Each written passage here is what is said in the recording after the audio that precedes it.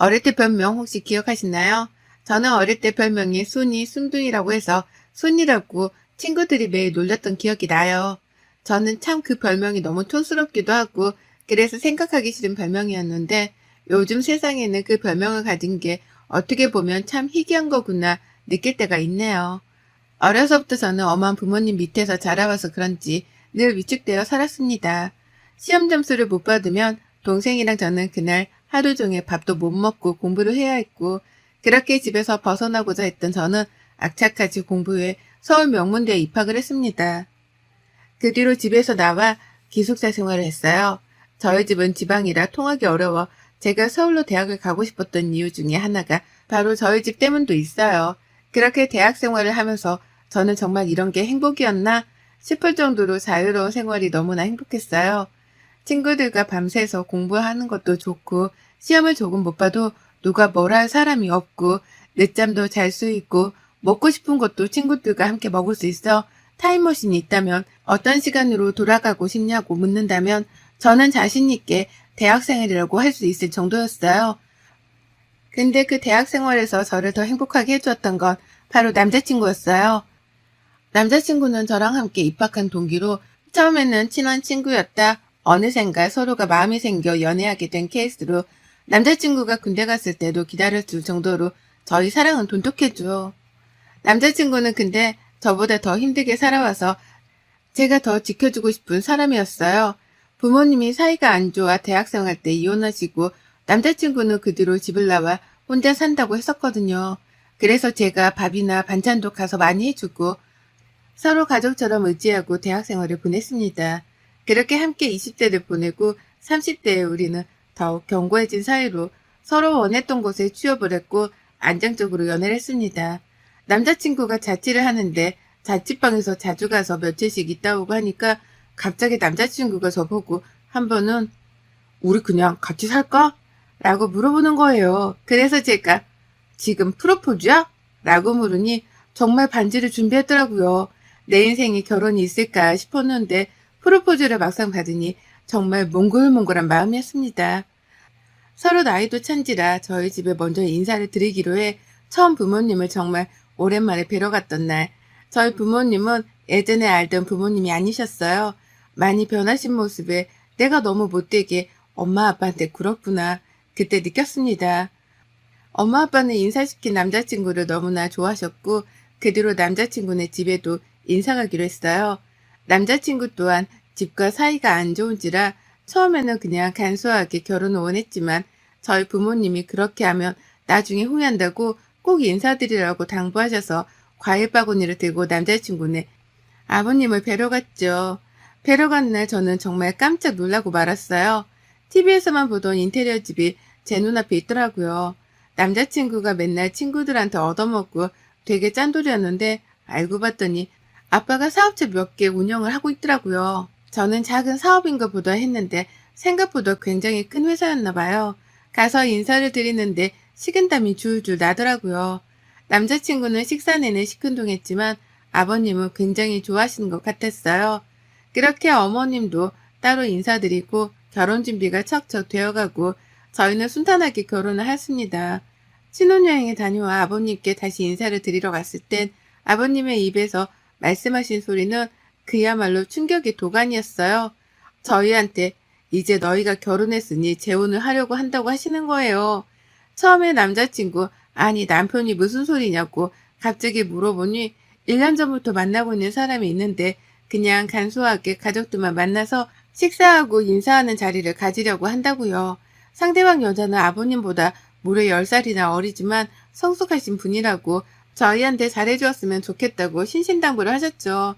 사랑과 전쟁에서나 볼 법한 시어머니 두 분이 나에게도 생기는 건가 당혹스러움을 감출 수가 없었어요. 남편은 절대 안 간다고 내가 왜 가냐고 난리를 했지만 그래도 아빠고 이혼하시고 나서 재혼하시는 건데 자식들이 반대할 필요는 없지 않냐고 설득 끝에 그 식사 자리에 다녀왔습니다. 식당에서 처음 본 아버님의 여자친구, 아니 새어머님은 되게 단아하고 고우신 분이신 것 같았어요. 미술관 큐레이터였다고 하셨어요. 그래서 그런가 불어부터 영어, 일본어까지 4개국어를 한다고 들었거든요. 정말 그 식사 자리에서 자기 가족들과 불어로 대화를 하는데 우리와는 결이 다른 사람이구나 싶었습니다. 그래도 다행인 게 남편이 시댁에 자주 가지를 않으니 새 시어머니와 그렇게 자주 마주칠 일은 없겠지 싶었죠. 근데 제 생각과 정반대로 돌아간다고 해야 할까요? 새어머님이 남편이 아닌 저한테 전화가 오는 거예요. 물론 며느리는 맞지만 식당에서 처음 본 게 다인데 저보고 전화 와서 점심 식사를 우리 여자들끼리만 하자고요. 그렇게 말씀하시는데 안 나갈 수도 없고 해서 회사에 반차를 내고 새 시어머님을 뵈러 갔다 왔어요. 카페에서 새 시어머님을 기다리는데 저기서 걸어오시는데도 의상 입고 영국 황실에나 있을 법한 옷을 입고 나오신 거예요. 사실 좀 그 모습이 웃겨가지고 저도 모르게 컥 했는데 그걸 보신 것 같더라고요. 민망해서 바로 식사를 시키고 먹고 있는데 새 시어머님한테 전화가 온 것 같더라고요. 전화 내용이 불어로 얘기하는 것 같았는데 저는 잘 모르니 그냥 밥만 먹고 있었어요. 그런데 저에게 아, 우리 새아가는 불어 잘 모르지? 라고 물어보시는 거예요.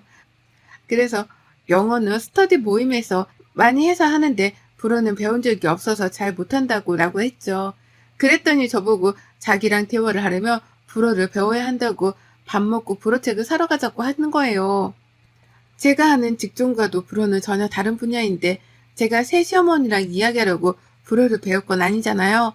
그래서 제가 지금 일이 너무 바빠서 무언가를 배울 시간이 많이 없다.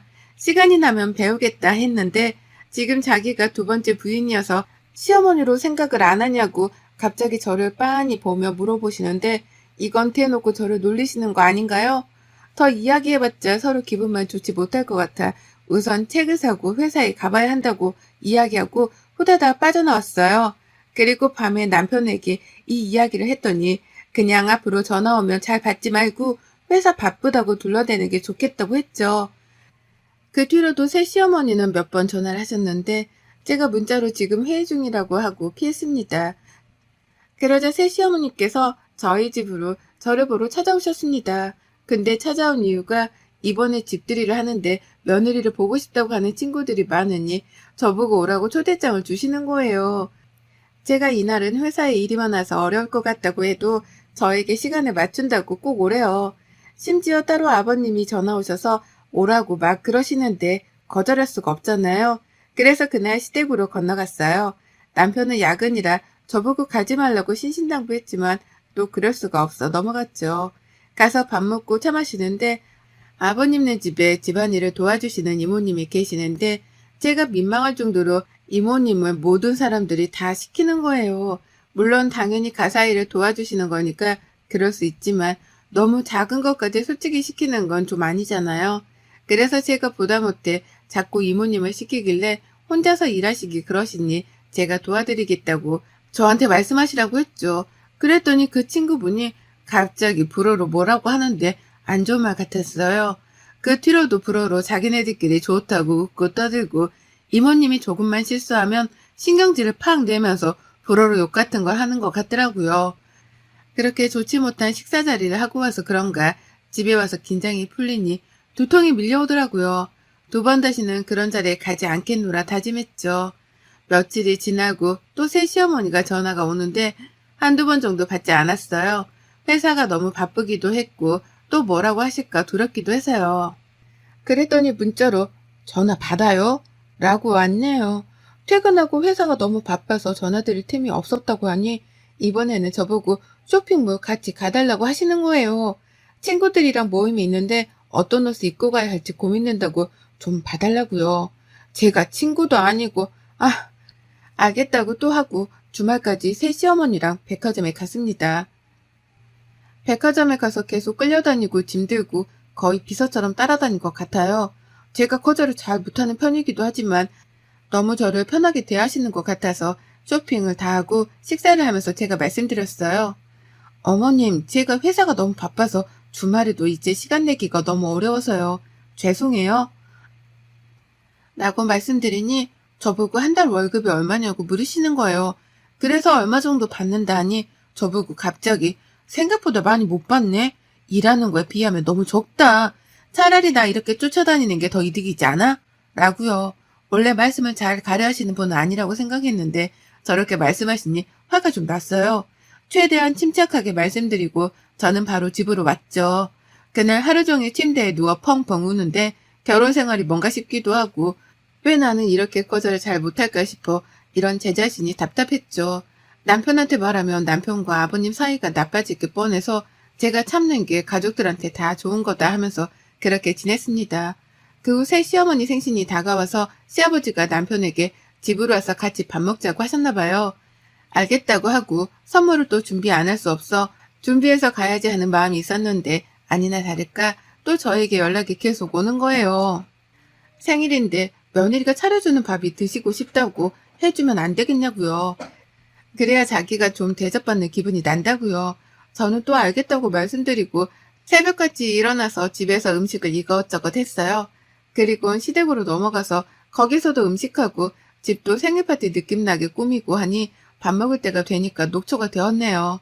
너덜너덜해진 영혼이 가출한 채로 있다가 집으로 와서 그날 하루 종일 악몽에 시달렸어요. 열심히 공부해서 대학교 가고 지금은 누구나 가고 싶은 직장에도 다니고 있는데 제 인생이 너무 초라해 보이는 거예요. 결혼 앞에서요. 결혼만 안 했으면 제가 이렇게 을이 될 일도 없잖아요. 근데도 제 성격 때문에 말 한마디 한 번 못하니 화병이 나서 미쳐버릴 것 같았어요. 그렇게 하루하루를 살다 딱 이날로 제가 각성을 하게 돼요. 그날도 어김없이 새 시어머님 쇼핑 비서로 따라가게 되었어요. 따라다니다 보니 저번에 친정 부모님이 낡은 운동화를 두 분 다 신고 계시는 게 생각나서 백화점 간 김에 하나 사드리고 싶었어요. 그래서 사드리려고 저도 이것저것 좀 보는데 왜? 살려고? 이러시는 거예요. 그래서 부모님이 운동화가 낡아서 하나 사드리고 싶어서요. 라고 하니 저보고 새 시어머니가 갑자기 깔깔 웃으면서 여기 운동화 한 컬레에 얼만 줄 알아? 제가 브랜드를 잘 모르기도 하고 다 그게 그 제품 같아서 한 20만 원 정도 하나요? 라고 했어요. 그랬더니 정말 그 매장에서 박장대소를 하시면서 뭐? 20? 여기에 20만 원짜리 운동화가 어딨어. 진짜 촌스럽다. 우리 새아가 나 따라다니면서 안목 좀 챙겨야 할 것 같아. 라고 하는데 옆에 있던 직원은 저를 보며 웃음을 참는데 제 얼굴이 정말 새빨간 토마토처럼 붉어지는 거예요. 그리고선 갑자기 남자 운동화, 여자 운동화 한 컬레씩 고르더니 직원에게 이거 계산해줘. 우리 사돈댁이 이런 운동화 한 번도 못 신어본 것 같아. 진짜 안타까워서 내가 참 이럴 때 또 내가 하나 사줘야 되지 않겠어? 네, 사모님 50대 분들한테 굉장히 인기 있는 모델이랍니다. 라고 하고 저보고 가져다 드리려고 하시더군요. 그 운동화를 집에 와서 보는데 참 제가 많이 비참해져 보였습니다. 그냥 제가 살아온 날들이 최선을 다했다고 생각했는데 저는 브랜드의 운동화가 얼마인지도 잘 모르고 새 시어머니가 사는 세상과 제가 사는 세상이 너무나 달라서 더 초라하게만 느껴졌던 것 같아요. 사실 알고는 있었습니다. 새 시어머니는 일부러 제 앞에서 자기를 보여주고 싶어 제가 못 알아듣는 불어를 하고 백화점에 데려가 네가 나 아니면 이런 데 와보겠니? 이런 느낌으로 저를 무시하고 너는 나보다 밑이야. 이런 식의 느낌으로 저를 대하는 것을요. 하지만 저는 지금까지 너무 바르게 살려고 노력해서 어른들에게는 또 다른 사람들에게는 나쁜 소리, 싫은 소리 안 하는 것이 도리라고 생각했는데 백화점에서의 일은 정말 못 참겠더라고요. 그 뒤로 저는 회사가 끝나자마자 불어학원을 다니기 시작했어요. 불어학원부터 인간까지 들으면서 다시 새 시어머니가 나를 그 불어 모임에 초대하기를 바랬죠. 제 바람대로 이루어졌는지 시어머니는 저에게 그 모임 사람들이 온다고 이번에는 제가 그때 한번 해드렸던 음식이 있었는데 그게 맛있다고 한번 해달라고 부탁을 하셨어요. 저는 때가 왔다고 생각했습니다. 만반의 준비를 하고 그 모임을 마주치니 역시 아니나 다를까 제 앞에서 또 불어로 막 이야기를 시작하더라고요. 가만히 들어보니 참 가관이죠. 니네 며느리 우리말 못 알아듣는 거 보니 너무 웃겨. 우리가 자기 욕을 해도 모르잖아. 맞아. 우리 며느리 착하긴 한데 얘가 너무 느려. 그리고 집도 가난한 것 같아. 글쎄 저번에 백화점 갔는데 너희 그 브랜드 알지? 나보고 20만 원 정도 하냐고 묻는 거야. 내가 정말 쪽팔려서. 정말 나는 돈 없는 사람들 이해 안 되더라. 돈이 없으면 겸손해야지. 그러지 못한 사람들이 더 많아. 자기네 식사 도우미 해주는 분도 돈만 쓰다가 내보내. 오래 하면 자기가 손떼탄다고 생각해. 진짜 재수없지 않냐? 아니, 나는 내 보내고 싶은데 우리 그이가 이모니 음식 솜씨가 좋다나 뭐라나 자꾸 그런 소리만 늘어놓니 지금 좀 꼬시고 있어. 이런 류의 이야기를 계속해서 이어가더라고요. 저는 계속해서 그냥 듣고만 있었어요. 고개 숙이고 밥 먹고요. 그리고 갑자기 강남에 정말 비싼 와인바가 있어요. 거기는 예약을 해도 몇 달을 기다려야 하고 룸에 들어가서 먹으려면 VIP만 되는 곳이거든요. 근데 시모 친구 한 명이 거기 와인바에서 일하는 사람이 자기 지인이라고 오늘 좀 한가해서 룸을 못 가고 그 바로 되어 있는 긴 테이블 있잖아요. 거기는 갈 수 있을 것 같다고 갈래? 라고 물어보더라고요. 저는 잘 안 따라가지만 이번에는 무슨 이야기를 하나 따라갔어요. 따라가서 앉으니 그때부터 거기서도 자기네들끼리 불어로 대답하고 불어로 이야기해요. 근데 그 이야기의 80%가 아마 남욕이라고 보시면 될 것 같네요.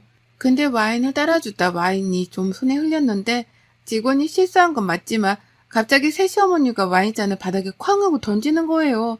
그러면서 불어로 이야기를 하는데 안 통하는지 한국말로 막 따지더라고요. 그랬더니 그 매니저가 와서 죄송하다고 다른 와인으로 바꿔드리겠다고 새롭게 와인을 가지고 와서 먹는데 그때 시어머니가 한 말이 아직도 안 잊혀져요. 쟤네는 멍청해서 내가 일부러 깬지도 모를 거야.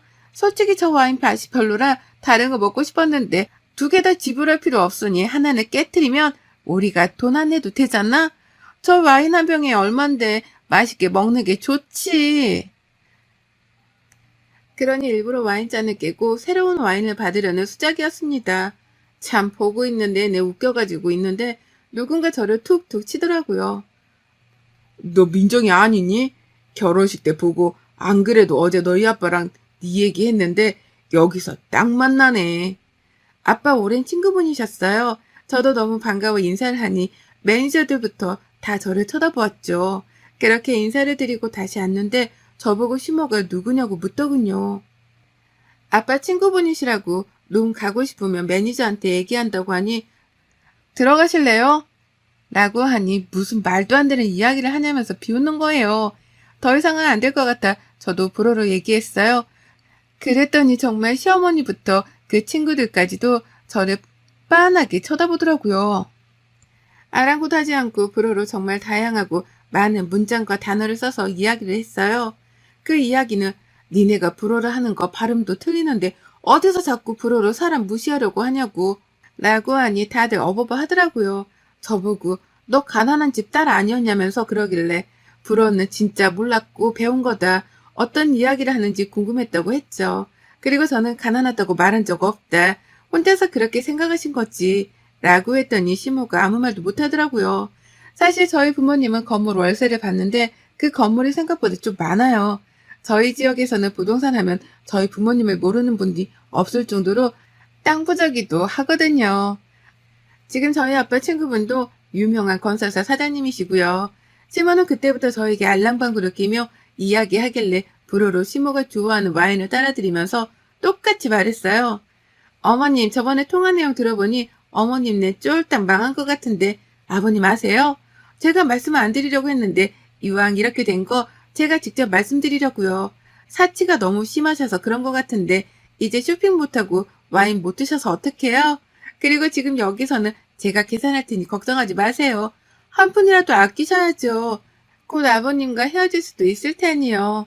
라고 하고 계산하고 나왔어요.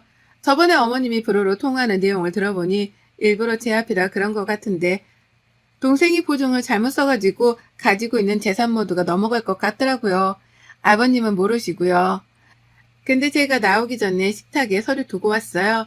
순하기만 했던 제가 눈에는 눈, 이에는 이, 돈으로 무시하는 자 돈으로 갚아주겠다 하는 마음으로 진짜 처음으로 대응을 해보았습니다. 그 뒤로 어머님은 집에서 쫓겨나셨어요. 알고 봤더니 아버님 카드로 정말 많이 긁고 다니고 집에 사실 땡전 한 푼도 없는 무늬만 공주였던 거죠. 알맹이는 거지고요. 근데 그렇게 제 앞에서 자랑을 해대니 저는 얼마나 가소로웠겠어요. 참느라 사실 힘들었네요. 저희 부모님은 돈을 정말 많이 버시더라도 저에게 늘 사람은 검소해야 한다고 알려주셨거든요.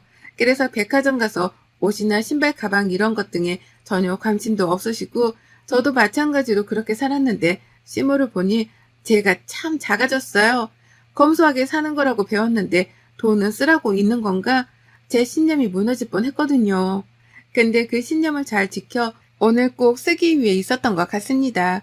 사람은 겉모습이 또 보이는 모습이 전부가 다가 아니라는 거 꼭 그 시모가 알았으면 좋겠네요. 여러분의 생각은 댓글로 남겨주세요. 오늘도 시청해 주셔서 정말 감사합니다.